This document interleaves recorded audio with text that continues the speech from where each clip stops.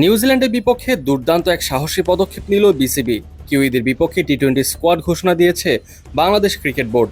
আর এই স্কোয়াডে কোনো সিনিয়র ও তারকা পেসার নেই। এমন দুঃসাহস সচরাচর খুব কমই দেখায় বিসিবি। তবে প্রেসিডেন্ট তামিম ইকবালের নেতৃত্বে গড়া বোর্ড এবার নিল এই সাহসী পদক্ষেপ। বলা যায়, তরুণদের সুযোগ দেওয়ার মাধ্যমে এক নতুন পেস বিপ্লব ঘটাতে চাইছে বিসিবি।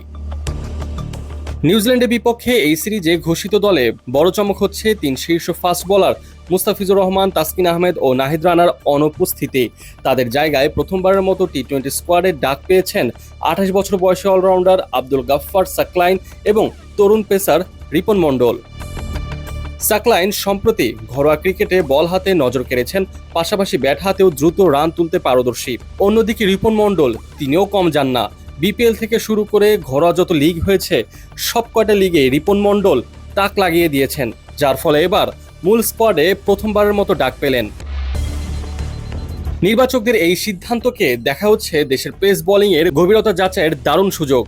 শীর্ষ তিন বোলারকে ছাড়াই শক্তিশালী নিউজিল্যান্ডের বিপক্ষে নতুনদের উপর আস্থা রাখাটা বাংলাদেশের সমৃদ্ধ পেস ইউনিটকেই তুলে ধরেছে। অন্যদিকে দল থেকে বাদ পড়েছেন গত সিরিজে থাকা উইকেটরক্ষক ব্যাটার জাকের আলী অনিক ও মাহিদুল ইসলাম অঙ্কন। এদিকে স্বস্তির ব্যাপার হলো ইনজুরি কাটিয়ে আবারও ফিরেছেন পারভেজ হোসেন ইমন। নিউজিল্যান্ডের বিপক্ষে প্রথম দুই টি-20 ম্যাচে স্কোয়াডে জায়গা হয়েছে তার। চোট নিয়ে যে শঙ্কা ছিল স্কোয়াডে ইমনের নাম দেখে বলা যায় সেটা অনেকটাই কেটে গেছে। আগামী 23 এপ্রিল চট্টগ্রামে তৃতীয় ওয়ানডে শেষে শুরু হবে টি-20 সিরিজ। জহুর আহমেদ চৌধুরী স্টেডিয়ামে প্রথম ম্যাচটি অনুষ্ঠিত হবে 27 এপ্রিল এবং দ্বিতীয় ম্যাচটি হবে 29 এপ্রিল।